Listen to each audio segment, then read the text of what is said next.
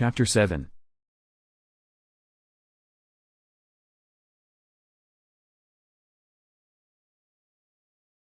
The following weekend, March 10th, started out similar to the previous weekend. Ronnie, Malachi, and their parents visited Mrs. Sanchez and then spent time with Bill and Patty DeClue as well. Also, just as with the previous weekend, Nicole, once again, spent the evening and then the night with Malachi. "Hey Nicole."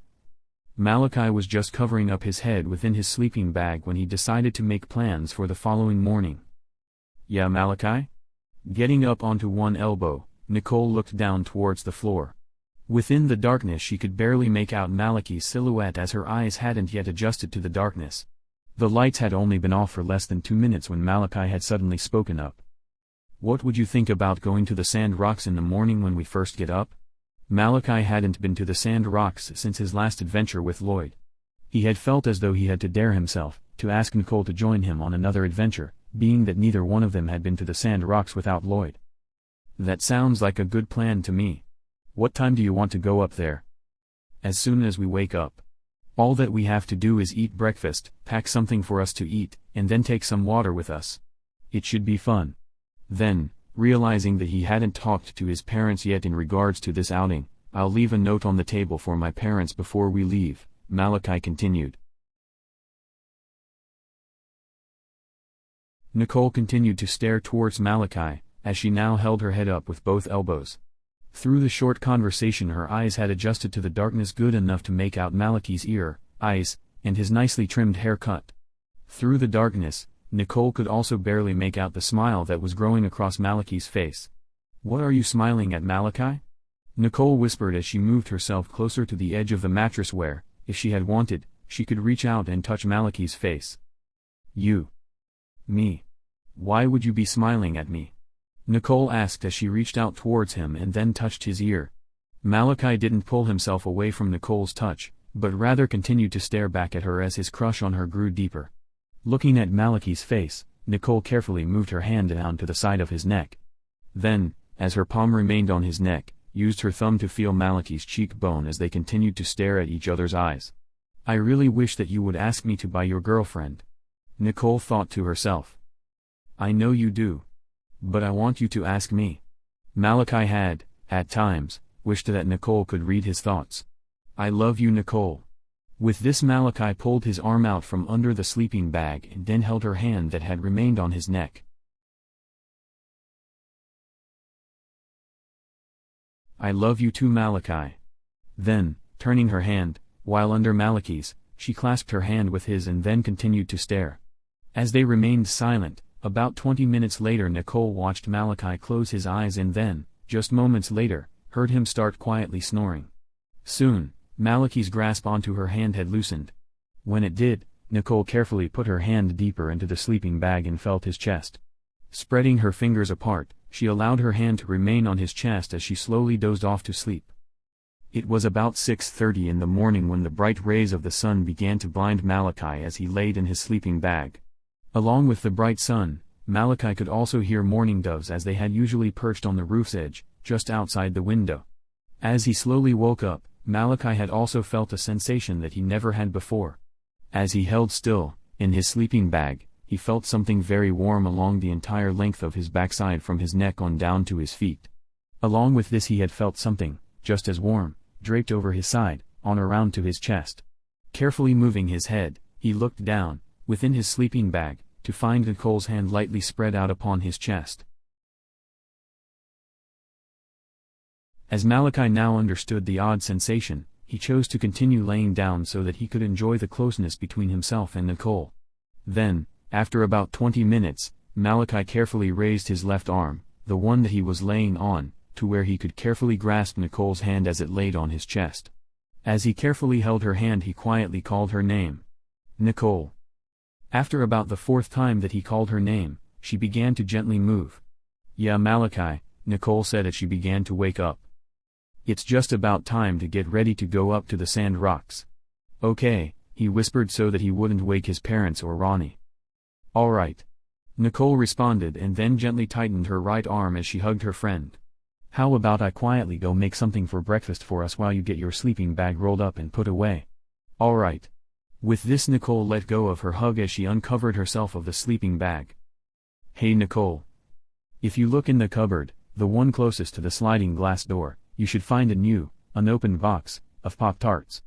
Grab those and bring them back in here," Malachi said as he too climbed out of the down-filled bag. "All right. I'll be right back." As Nicole left the room, Malachi got up and threw on his clothes. Then, after tying his shoes, he quickly rolled up his bag and stuffed it into his closet. Before closing his closet door, he pulled out a backpack along with 2 canteens. Just as he closed his closet door, Nicole re-entered the room. With her she had the box of Pop-Tarts along with 2 glasses of orange juice. Also, putting her hand into her pocket, after setting their breakfast down on the dresser, Nicole pulled out a pen and a sheet of paper. "You said, last night, that you wanted to leave a note for your parents." "Yeah. I probably would have forgotten if you hadn't remembered," Malachi responded as he opened the box of Pop-Tarts. "Oh. Here are the canteens. Would you please go and fill them up with water?" "I've got a better idea," Nicole said as she picked up the canteens. "How about I quickly make some coffee and then fill the canteens with that? You've got to remember that this is the beginning of March. It's cold outside." Until now, Malachi didn't think about the fact that the last time, or even all of the times for that matter, he had only been on the Sand Rocks during the summer months, not in the dead of winter. Also, Malachi had never been on the Sand Rocks without Lloyd. "Yeah. You're right, go ahead and make some coffee." It took about 20 minutes for Malachi and Nicole to head out the door. Though it was unusually warm for March, as they reached the end of Finley Lane, just prior to the Sand Rocks, they had found themselves in knee-high deep of snow. Without allowing the snow to stop them, however, they pushed on the trail at the bottom of the Sand Rocks, towards Witch's Crack. "You know, Malachi, once the sun comes out, it might get warmer out here," Nicole commented as she followed close behind her 8-year-old friend. Looking up into the sky, Malachi could see clouds that covered the entire sky in all directions. "Yeah, if the sun comes out." Then, as he began to slow his pace, he pulled his backpack off of his back just as they had reached the bottom of Witch's Crack. "All right. Let's take a quick break before we start climbing." Bending over to unzip his bag, Malachi pulled out one of the canteens that had still felt hot from the coffee. "Let's drink some of this before we start." "All right. Do you want to lead the way up there, Malachi, or would you prefer that I lead the way?" "I would prefer you to lead the way. If something were to happen to you, I can only help you from below." Malachi and Nicole both drank some of the coffee and then put the canteen away. "Watch where you put your hands on the way up. There are some cactus plants," Malachi added just as Nicole put herself on a couple jags of sand rock. Malachi dreaded the thought of having a possible repeat of the incident when Lloyd had placed his hand into a cactus plant, especially with Nicole. The feelings that he has towards Nicole was much stronger than those that he held towards his late friend. "You're gonna be right behind me, right?" Nicole asked as she looked down towards Malachi. "Yep. I'll be about 10 feet behind you the whole way up," Malachi responded and then watched Nicole move upward before starting on his own way up. The climb took about an hour and a half as they reached the top. During the climb everything had gone smooth and had seemed to be easier than before. As Malachi took his last step up out of Witch's Crack, him and Nicole both decided to take a break before heading back home. Sitting down together, on the sand rock, they looked out over the community. "Everything looks so small from up here," Nicole said as she watched the early morning traffic picking up. "I know. When we're here alone it's like, I don't know. Like as if we're gods in control of our own lives and destination in such a small world." Looking up to Nicole's face, Malachi paused for a moment. "You know, Nicole, I'm only 8 years old, and when I'm with you I feel like that I am that god. In control of our lives." Reaching out towards Nicole's hand and looking at her eyes, he saw Nicole's eyes begin to water up as she stared back at him. "Nicole, I want you to always be in my life. I want you to always be in my life too, Malachi. I love you so much," Nicole said and then took his hand in her own. After about 10 minutes Malachi and Nicole both stood up and then headed back home as they held hands. It took about 20 minutes for them to get back to Malachi's house.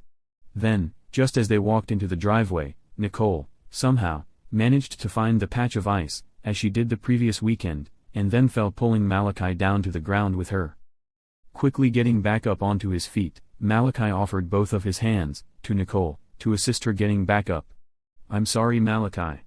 I'm just so clumsy at times." "It's alright, Nicole."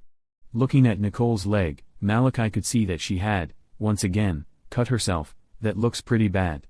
Your jeans are even ripped."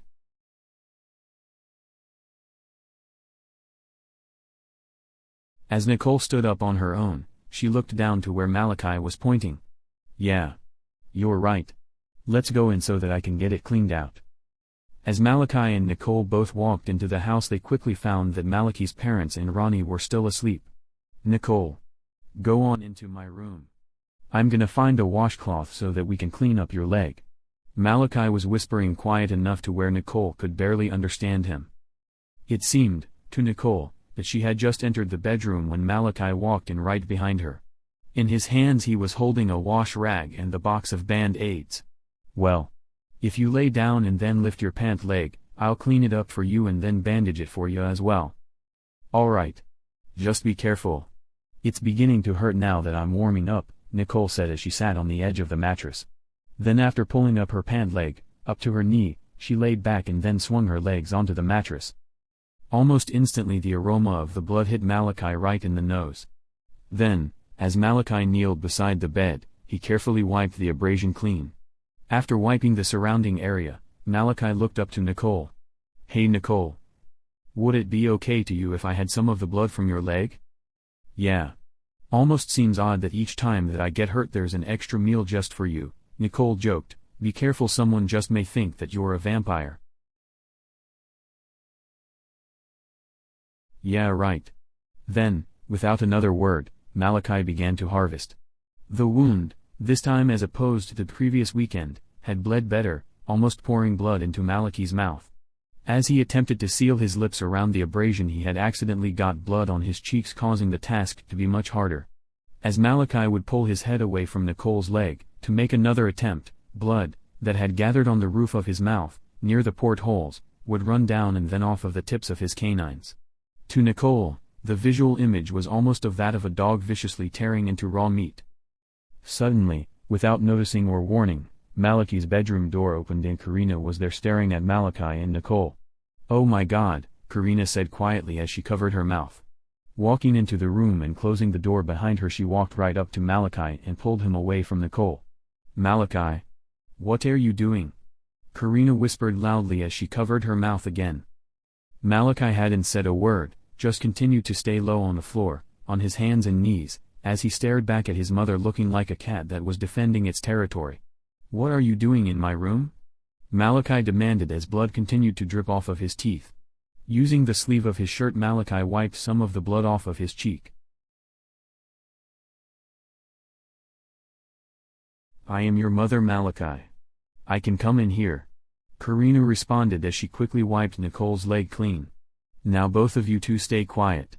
I don't want your dad knowing about this." Though she was fairly quiet in making her request for silence, she was loud enough to make her point loud and clear to both Nicole and her son. With her request she pointed, out of anger, towards Malachi. As Malachi remained on his hands and knees, with a look of extreme anger in his face, he rolled his upper lip up, showing the entire length of his canines. "Get out of my room, mother." Malachi's voice was almost that of a growl, quiet, but a definite growl as he spoke. "Get out of here." During the entire display between Karina and her son, Nicole continued to lay on the bed and watch. Nicole was also angry at Karina, however, felt that it was Malachi's duty to restrain his mother. "Mrs. Declo. Leave him alone, he hasn't done anything wrong." As Karina heard the words out of Nicole's mouth, she instantly turned and walked out of the room. Just before closing the door, Karina looked back at both Nicole and Malachi. "You both stay in here and keep quiet." Just before walking into the kitchen, Karina stopped as she leaned her back up against the wall in the hallway. Covering her face with both hands, she quietly cried. Only seconds later, she stopped crying, then headed out to the kitchen and picked up the phone. Crawling down off of the bed, Nicole crept down to her hands and knees beside Malachi. "Are you alright, Malachi?" The look on his face was still that of anger that he had shown towards his mother. Without a response, Nicole carefully wrapped her arms around him. As she did this, his entire body was extremely rigid, but only seconds later relaxed as he seemed to melt into her arms. "It's gonna be all right, Malachi. I'm here for you."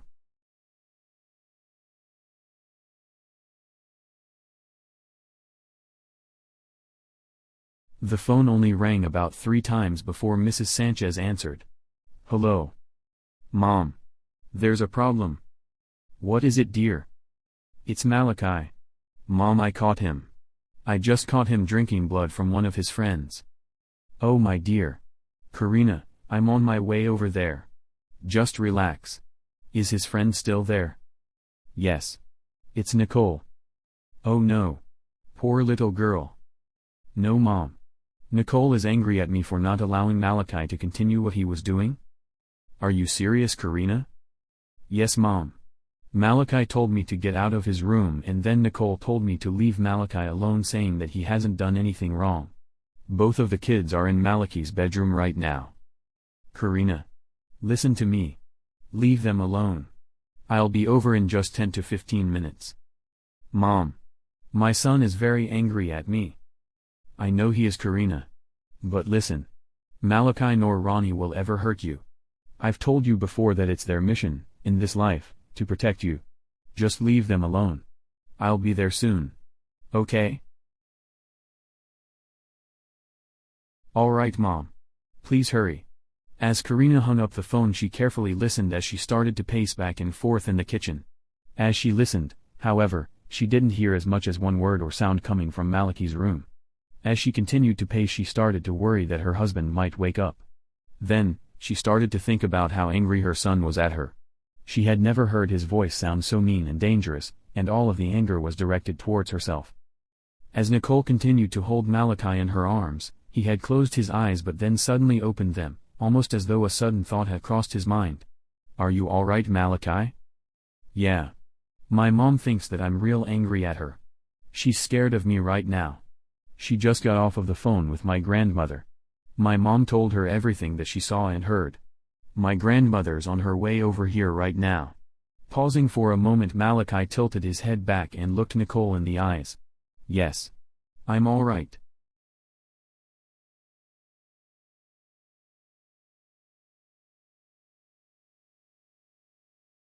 Walking up the front steps to the house, Mrs. Sanchez was just about to knock on the door when Karina opened it.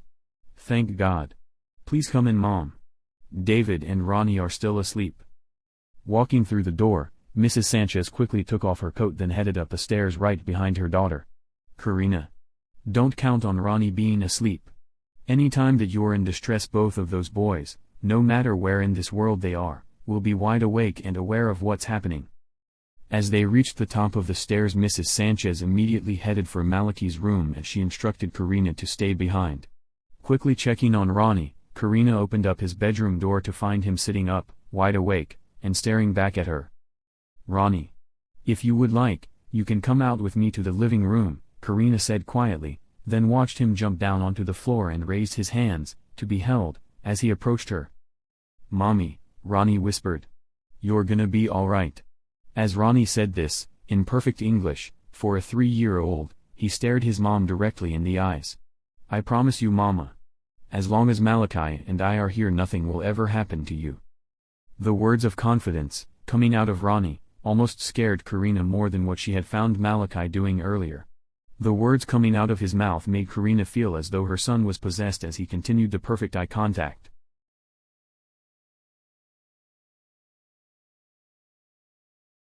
Pushing the bedroom door open, Mrs. Sanchez found Nicole holding her oldest grandson, Malachi. Both Nicole and Malachi both looked at Mrs. Sanchez as she called his name. "Yes, Grandma?" Malachi showed no emotion in his face as he answered. "You know why I'm here, Malachi. Don't you?" "Yes. I do know." "Malachi. Starting now, I want you to hear my thoughts. There are things about you, my grandson, that make you different from other people around us.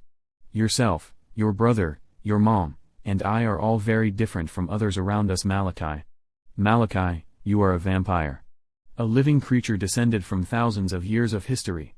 You were born into this world with a natural thirst for life, the thirst that you must choose, within yourself, to feed diligently or destructively. Whichever you choose, Malachi, may very well determine our very existence. The lives that you choose to terminate may very well devastate our existence, just as those that you spare may bring us eternal existence. My grandson. You have powers and strengths with extrasensory perception and eternity.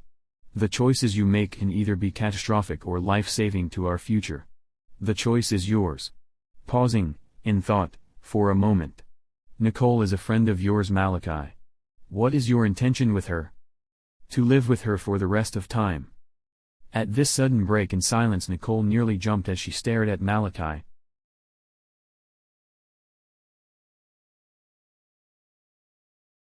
My grandson.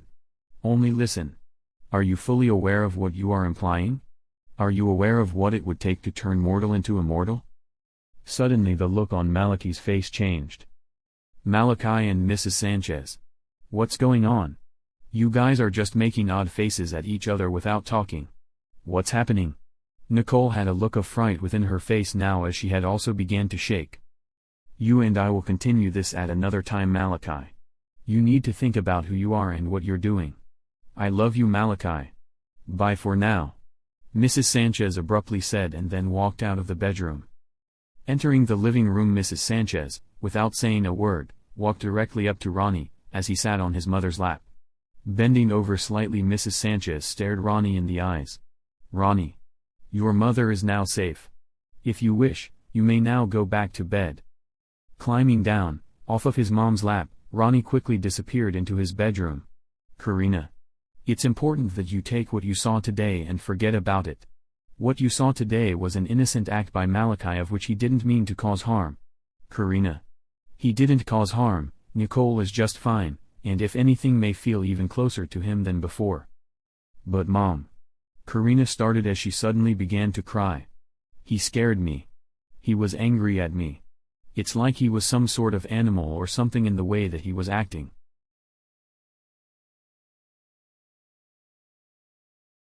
Karina. You need to remember. He is a vampire. He is your son. And he, along with his brother, are the biggest source of protection that you'll ever have. They will never hurt you. However, as they get older, they will need to feed. When they do this, Karina, is called harvesting. They have to do this in order to survive. Sitting on the couch, next to her daughter, Mrs. Sanchez wrapped her arm around her. Honey.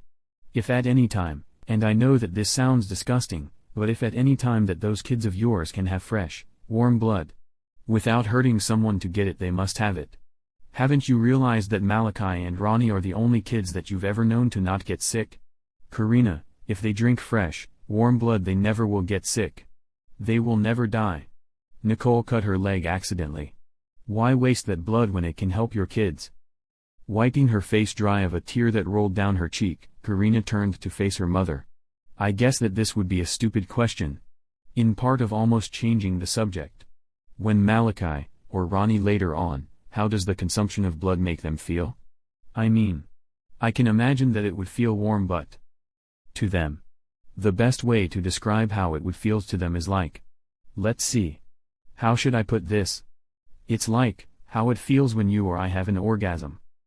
Immediately Karina almost yelped loudly but then quickly covered her mouth. An orgasm, Mom. That would be about the best way to put it. The older woman said as she nodded her head. So now about Malachi and Nicole. Do I tell them to never do this again? Only behind closed doors. What do I say, Mom? Tell them that you, Mrs. Sanchez pointed at Karina, are the only one to know about this. And, of course, me too. Tell them that they must be more careful. They didn't know if that was you or David opening that door this morning. How would you, Karina, be trying to explain this if David had opened that door? Oh. I don't even want to think about it. So. Should I just tell Malachi that it's alright then? Karina, you should know by now that Malachi has understood every part or word of this conversation without him even being right here. Yeah. This extrasensory perception. I think that I'm gonna go insane, Mom, Karina said as she stood up. Well, how about you walk me to the door, honey? Then, as she looked at her watch. Oh shit. It's only 9 o'clock in the morning. Why don't you stay and then eat breakfast with us? It's about time for Dave to get out of bed anyway. Malachi's favorite breakfast is French toast. That sounds real good.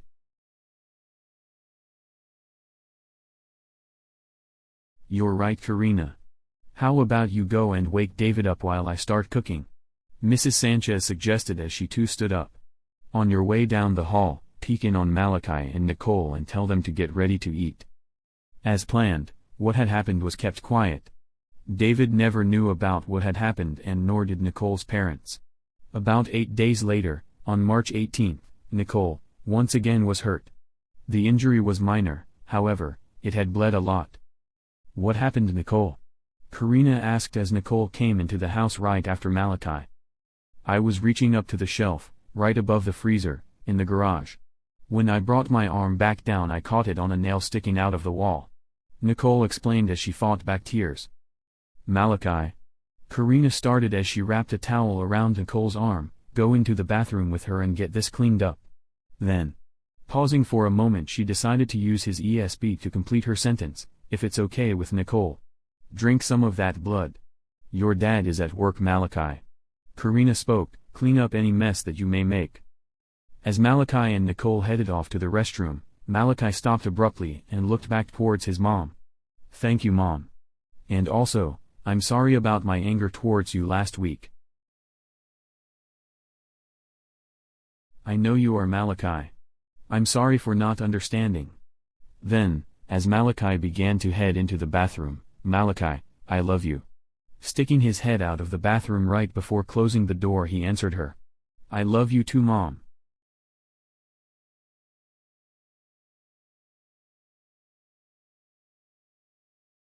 It was the day before Malachi's 9th birthday that Karina and David had, once again, decided to clean up the entire house.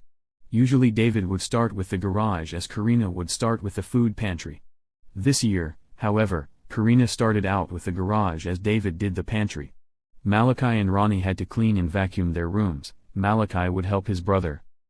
As Karina slowly moved around the garage, she stacked firewood into a neat pile, shoveled coal into a corner, picked up toys, Power Rangers, cleaned spider webs out of the corners, and then, something that had been needed to be done for a long time, removed unused nails from the studs of the garage walls. In all, Karina had pulled out almost 100 nails, some she just hammered further into the wood. The last nail that she had pulled had been the one that Nicole cut herself on, the one that she almost hit her own head on the previous year, and also. Suddenly Karina's mind started to flash images of the cut, or tear, that was in Lloyd's arm the morning that they discovered his body. Images of the blood spill stain, that her and Dave had found, while cleaning the garage the previous summer began to flash through her mind as well. Karina remembered the old blood-stained rag that was near the stain on the floor. David had found a Power Rangers figure right behind the freezer. The medical examiner Dr. Redding did the autopsy and said that there wasn't any blood in Lloyd's body. Karina had cleaned Malachi's bedroom after Lloyd's deaths and had found all of those Band-Aid papers along with another blood-stained rag. Covering her face, as she turned to go into the house, she almost ran into Malachi, who was standing in the doorway to the basement. What's wrong, Moma? Oh, nothing, honey. Just cleaning the garage, Karina said as she shrugged her shoulders. Mom. I think that maybe we need to have a talk about something, Malachi said while, to Karina anyway, it seemed that he was blocking her from leaving the garage. We can talk, Karina said as she tried to show that she was relaxed. Slowly Karina put her hand behind her back as she felt her .357 police-issued handgun in its holster.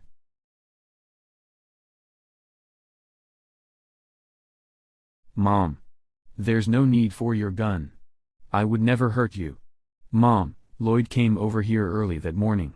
He saw that I was awake and so we played with my Power Rangers here in the garage. Pointing up to the shelf, Lloyd tried to put a figure up there on that shelf and then slipped off of the edge of the freezer. I couldn't do anything. I was over there. Pointing at the coal pile, putting a Power Ranger in that pile. Lloyd was bleeding real bad from that nail on the wall. I tried to stop it from bleeding.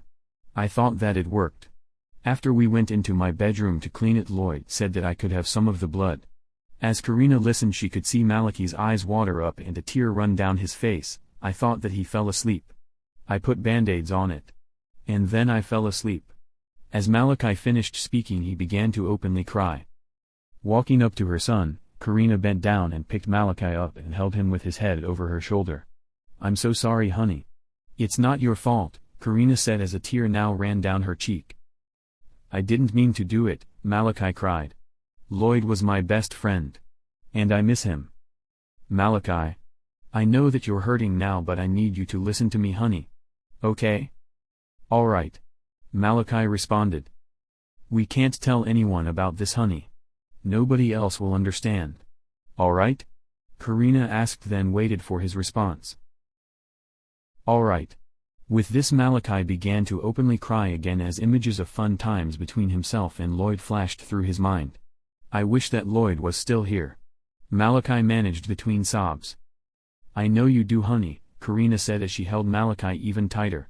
This went on for about 20 minutes before Malachi began to relax. During this time, Karina thought about the weight that her son had been carrying on his shoulders. Just to think about it caused Karina to shed a few tears as she continued to hold Malachi. Then, as she thought about her first reaction when she saw him standing in the doorway to the garage.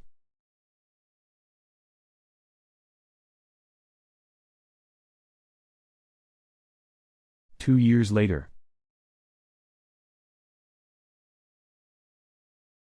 "Hi, Mrs. DeClue.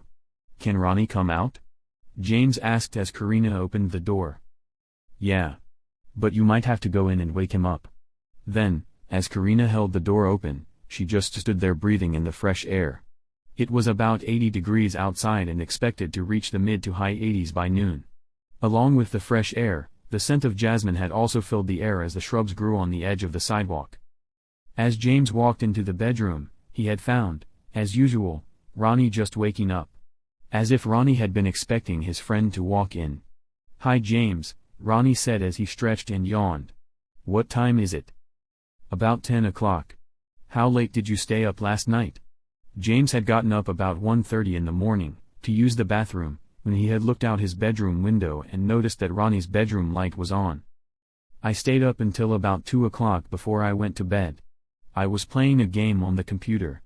Ronnie immediately stretched again, as he sat on the edge of his bed, and then jumped down onto the floor and put his jeans, shirt, socks, and shoes on. "Ronnie, I was wondering if you might be interested in coming over to my house for a while. I got a few new baseball cards that you might like. 2 of them are extras that you might need." Over the last year or so, Mr. and Mrs. Alberts had made a habit of picking their son Luke several collecting cards. They knew that James was trading and giving some to Ronnie. However, John and Lisa had also known that Ronnie had given more than his share of cards to James as well. "Yeah. Which ones did you get?" Ronnie asked as he pulled out his collection. Both James and Ronnie had taken the time and money, their allowance, to buy card protectors to preserve the value of each card. "I know one of them is of Harry Herndon." "James. Harry Herndon is in the minor leagues, you want only the ones out of the majors." "Well, I just figured that sooner or later that the card might be valuable. Besides that, if Harry makes it to the majors it will be worth money then." "Yeah. I guess you're right." Then, as Ronnie looked up to James. "You know, being that Harry lives here in Craig, it might be worth more if he signs it." "Oh yeah. I didn't think about that," James said real loud. Suddenly Ronnie's bedroom door flew open as Malachi walked in without a shirt on. "Ronnie, can't you keep yourself and your friends quiet? You know, some of us like to sleep in around here." Seconds later Malachi left, then, you could hear his own bedroom door close. "What's up his butt?" James whispered. Almost immediately you could hear Malachi reopening his door, then stomping his way back towards Ronnie's room, then once again, barging right in. "James. It's gonna be my foot up your butt if you don't be quiet." Then after waiting a moment, Malachi, once again, left the room, then went into his own. "James, let's go outside before you get yourself into trouble. My brother is real upset now." Quickly putting his cards away, Ronnie and James both headed out the door. "Hey guys." Ronnie's mom called out from the edge of the yard. "What are you guys planning to do right now?" Karina had a pair of dirty work gloves on and holding a handful of weeds in one hand. "We're just doing whatever." Inside we were accidentally bothering Malachi. Turning around, Ronnie saw James tossing a football into the air and then catching it. Then, as Ronnie looked back to his mother, "Did you need anything done, Mom, before we go anywhere?" "Well, you know that it's that time of year again. We need to get the house cleaned up. We don't have to do it right now, but you need to have it on your mind to help us within the next few days. Not tomorrow though, tomorrow it's your brother's birthday." Looking back over his shoulder, towards James, "All right. Right now I think that James and I are gonna play some football. How about later today I start with my room?" "Now you're talkin'. That's what I wanted to hear, honey," Karina said, then bent forward to kiss her 5-year-old on the forehead. "You guys stay out of trouble and don't go too far." "We won't. We'll either be in our yard, James's yard, or the high school yard. Just think of me when you want us to be back," James hinted. Instantly Karina put her index finger to her lips. "Shh. We don't want anyone to know." "Mom. That's why I said it the way that I did." "Okay, you're right. I just didn't catch your hint very well. Just don't go too far. And check in about noon to eat lunch." Then, as Karina looked over to James tossing the football around, "Tell James that he can eat lunch with you." "Okay. Thanks, Mom," Ronnie said as he began to walk away. "James. Let's go over to the high school yard. There's more space to play football." Soon both of the kids took off on their own. Karina stood in the middle of the lawn as she watched the kids cross the road. Then, as they walked up over a hill, on the high school property, she turned her attention back to her yard. At least every other week, during the summer months, David and Karina had to go pick weeds out of the yard and then spray weed killer within the cracks of the sidewalk. Once in a while Karina and David would get lucky enough to get Ronnie or Malachi to help with the seemingly never-ending task. "Hey Mom," Malachi yelled from his bedroom window. Looking up towards her elder son, "What's up, Malachi?" Karina said as she put some weeds into a trash can. "Can Nicole come over?" Malachi still hadn't gotten himself fully dressed as he hung out the window without a shirt on. "If her parents can bring her over, and also if you can manage to get dressed before she shows up." Taking her work gloves off, she decided that she was done with the yard for the day and then headed for the front door of the house. Walking into the kitchen, Karina went directly to the sink to wash her hands. "Hey honey," David said as he poured himself a cup of coffee. "What time did you want to do Malachi's birthday party tomorrow?" "My parents asked a little while ago, offering to make the cake, and also Nicole's parents just asked when Malachi called over there." Setting down his cup, he walked over behind his wife and wrapped his arms around her. "Actually, David, I'm not sure. I did plan to order pizza delivery from Pizza Hut. From there I didn't plan out the rest of the details. I'm sure that Malachi is gonna want Nicole to stay the night tonight. She might as well stay the night tomorrow night as well. Then Ronnie is gonna want James to spend the night," Dave continued Karina's response. "You're right," Karina agreed as she wiped a bead of sweat off of her forehead. "Unless John and Lisa would be willing to have Ronnie over there for the night.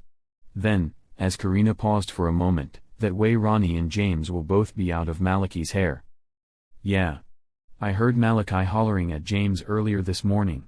What was up with that?" David asked as he picked up his coffee cup then walked over to the table. "Who knows? I remember a time when Malachi and Ronnie were like best friends. Where have the good times gone?" Karina joked as she too poured herself a cup of coffee. "Mom," Malachi said suddenly, as he walked into the kitchen, almost causing his mom to spill her coffee. "Yes, Malachi," she said as she turned to face him. "Ronnie and I do get along just fine. He's my kid brother, I love him very much. It's James that I've got a problem with. He's always loud in the morning, he's got a smart ass." "Malachi, watch your mouth." David spoke up. "Sorry. James always has something smart to say. Like this morning, I asked him to talk quieter because I was sleeping or trying to anyway. Then, when I went back to my room, he asked Ronnie what was up my butt.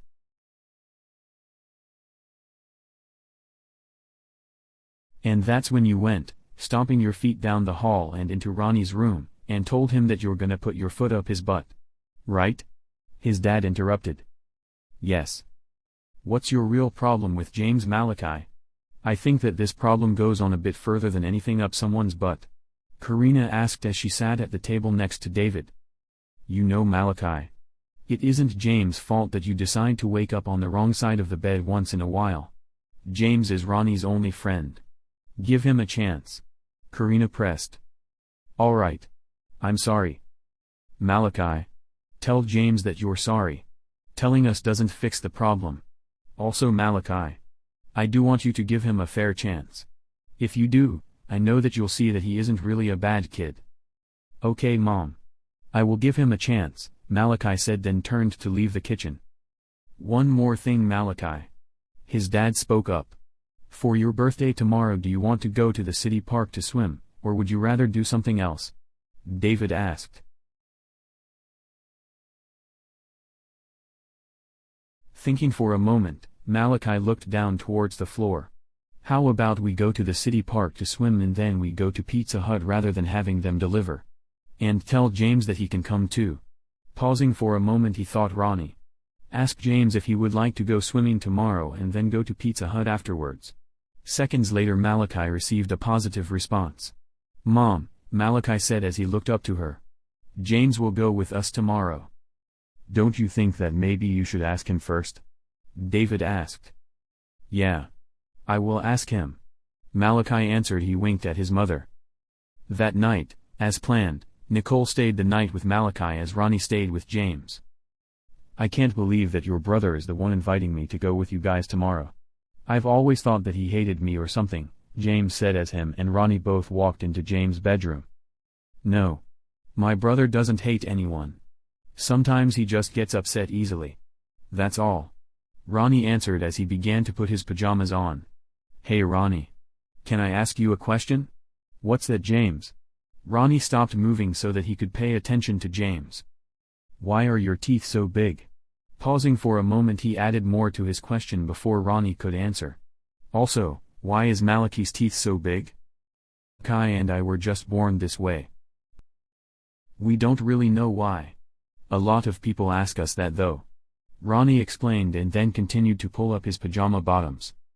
Both, James and Ronnie, fell asleep fairly early that night.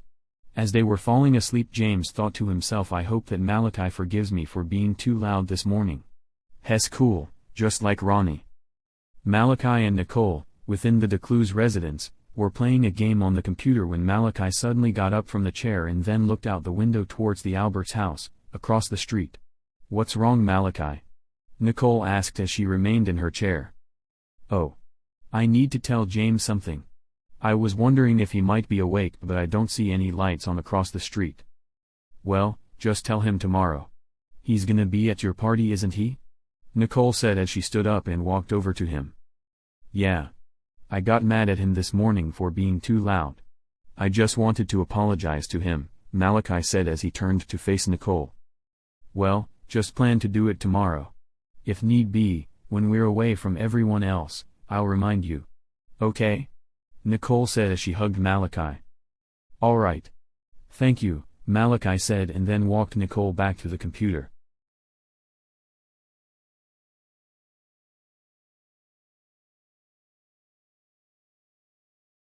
It was early the next morning that Mrs. Alberts woke Ronnie and James up. As Ronnie sat up, he could hear John, James's father, hollering for him and James to hurry downstairs for breakfast. We're having French toast, guys. Hey James. Ronnie pushed on James with his hand. You're hard to wake up, man. Come on.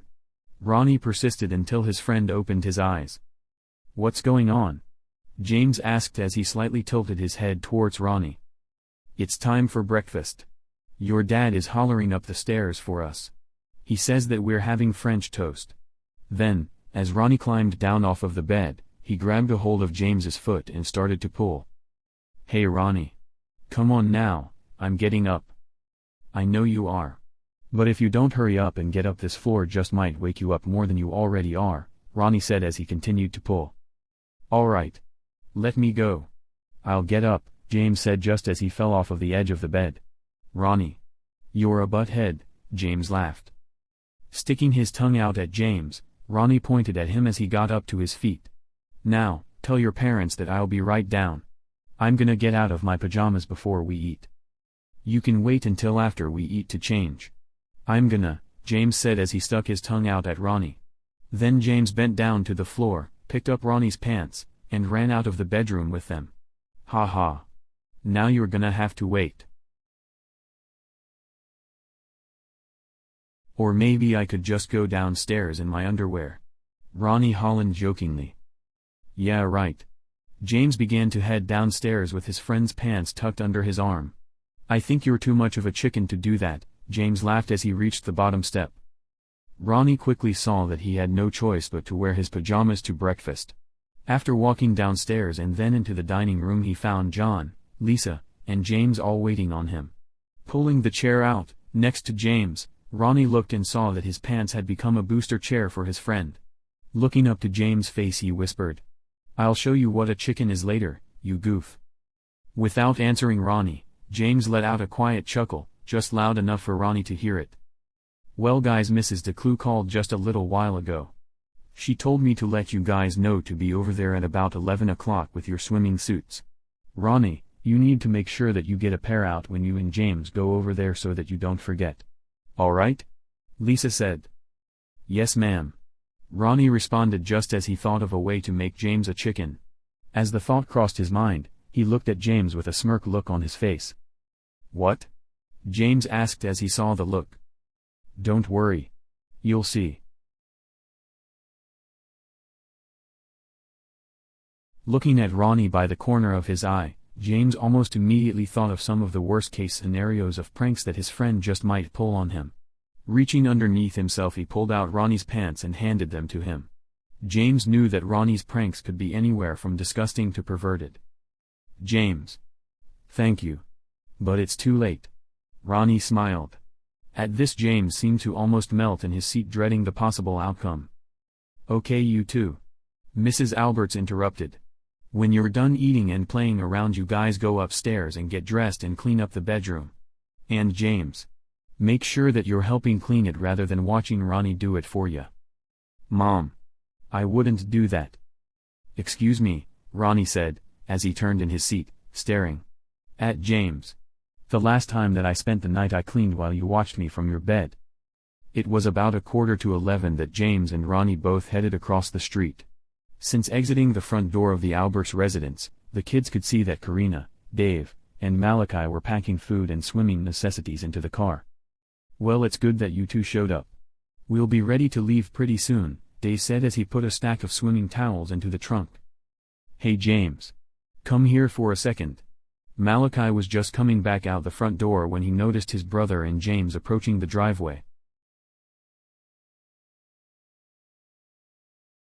"Go ahead James. I'm gonna go in and get my swimming suit on," Ronnie said as he leaped up the front steps. Walking down the length of the driveway, James followed Malachi just far enough to be out of earshot from David and Karina. "Hey James. About the other day." "Malachi. I'm sorry for being too loud." "No James. I was being mean. I was in the wrong, and I'm sorry. You are a good kid and you're my brother's best friend. I want you to know that I would never intentionally hurt you. All right?" "Thank you Malachi.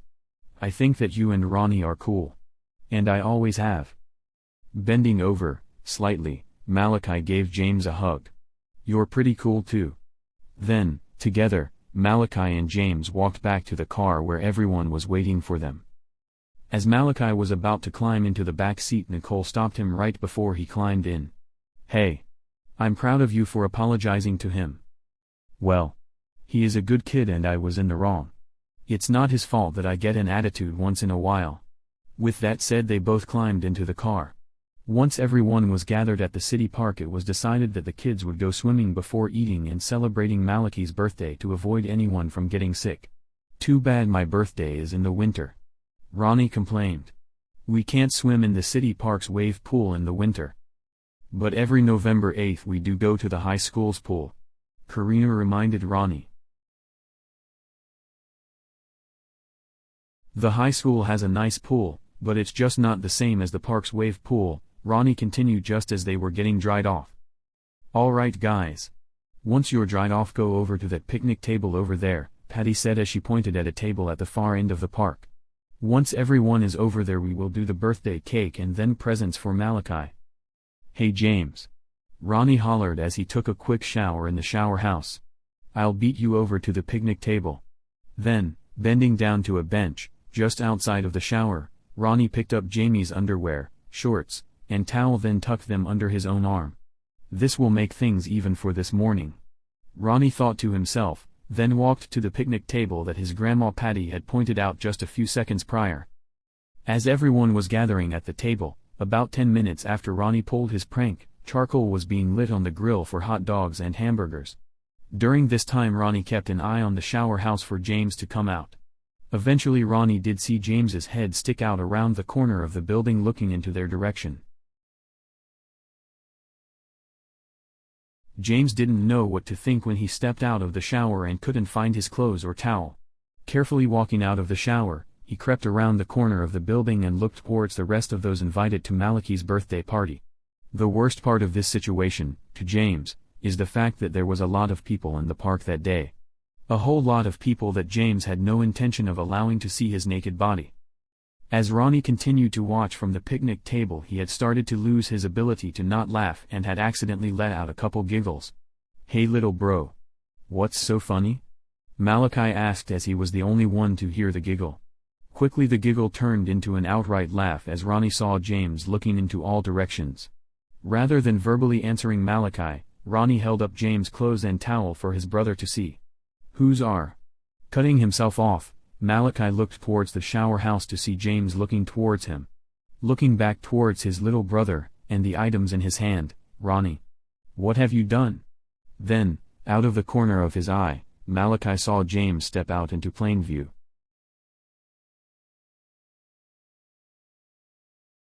Quickly, Malachi grabbed the clothes out of Ronnie's hand and then, as fast as he could, walked towards James. As an attempt to use his own body as a shield, Malachi walked perfectly in line, between James and the rest of his family. As he got closer to James, he tried to wave his hand at James to go back to the shower house. His effort failed, however, and then ended up meeting James about 50 feet away from the showers. Here. Put this on, Malachi said as he handed him the towel. Then, after physically turning James around, to head back towards the showers, Malachi followed, close behind. James. James. Why did Ronnie do this to you? I pulled a prank on Ronnie this morning. Nothing like this. Ronnie said that he was gonna get me back. But I didn't expect this. As they walked into the shower house, Malachi handed James's underwear and swimming suit back to him. Thank you, Malachi. Do you think that anyone just saw what happened? While talking to Ronnie's brother, James seemed to hide himself behind Malachi as they proceeded to their gathering. I don't know. For your sake, you better hope not. The birthday party lasted for about 3 hours before everyone began to leave. Besides the few moments surrounding the prank that Ronnie pulled on James, everyone had a fun time and Malachi went home with a few items that he had wanted. After Malachi's birthday, it had seemed that the remaining of the summer slipped away quickly as the new school season rolled around. This particular school season would be Ronnie's and James' first year in school as they were to start kindergarten.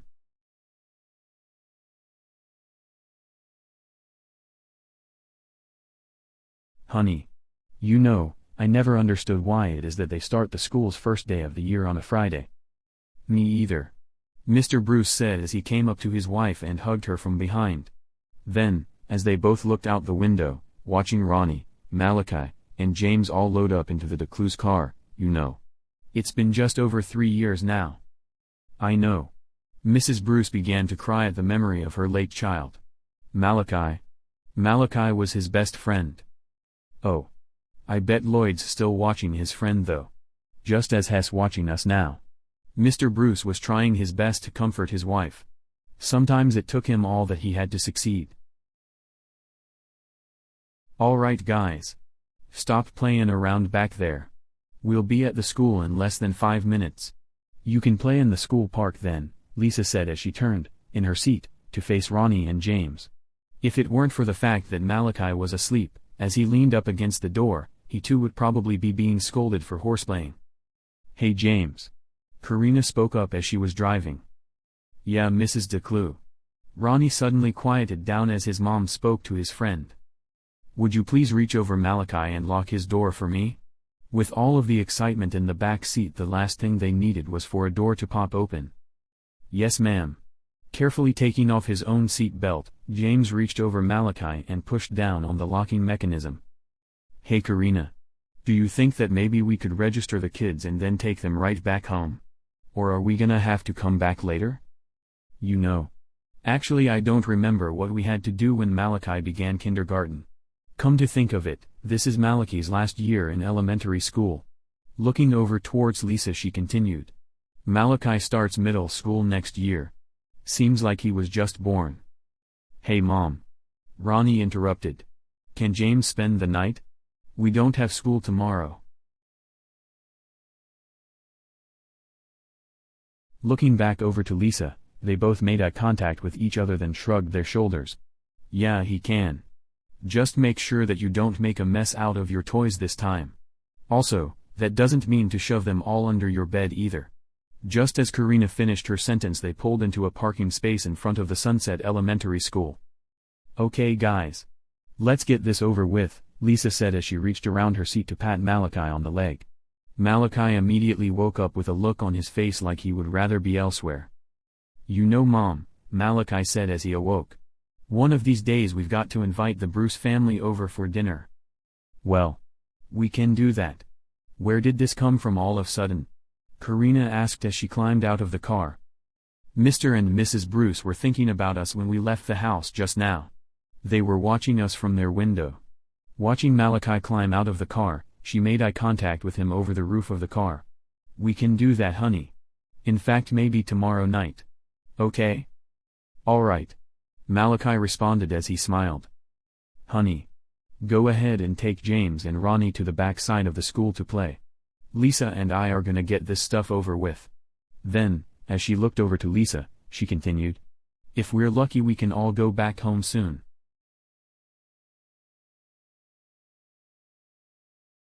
As all three of the kids disappeared around the corner of the building, the two women headed up the sidewalk towards the school's main doors. I think that your oldest son is trying to become a psychic. Lisa commented to Karina. Believe me, Lisa. With my kids. Things can become weird at times.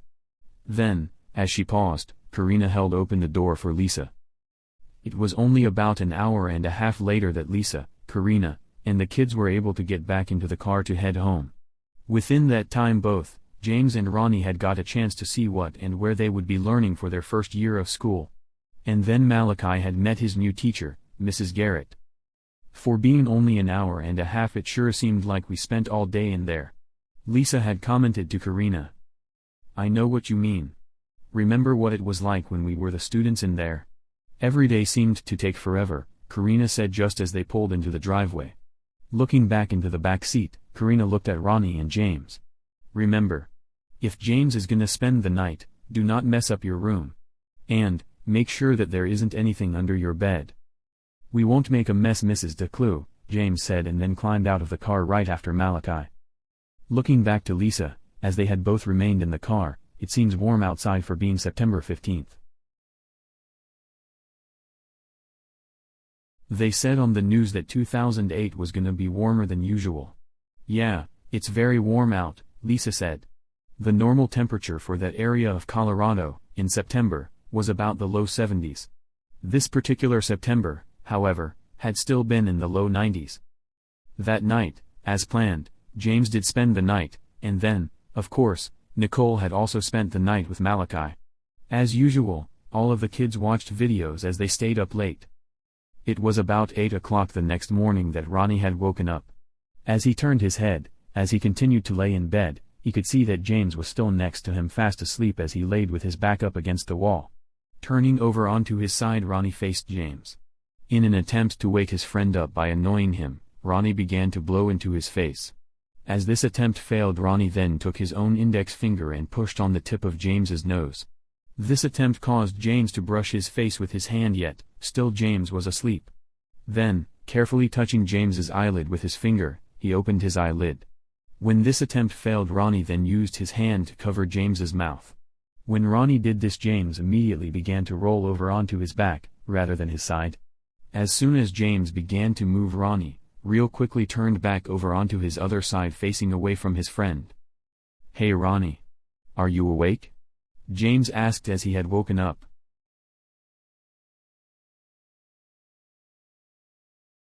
"Yeah. I'm awake, James. What's up?" Ronnie had almost laughed as James had spoken, but held back the urge.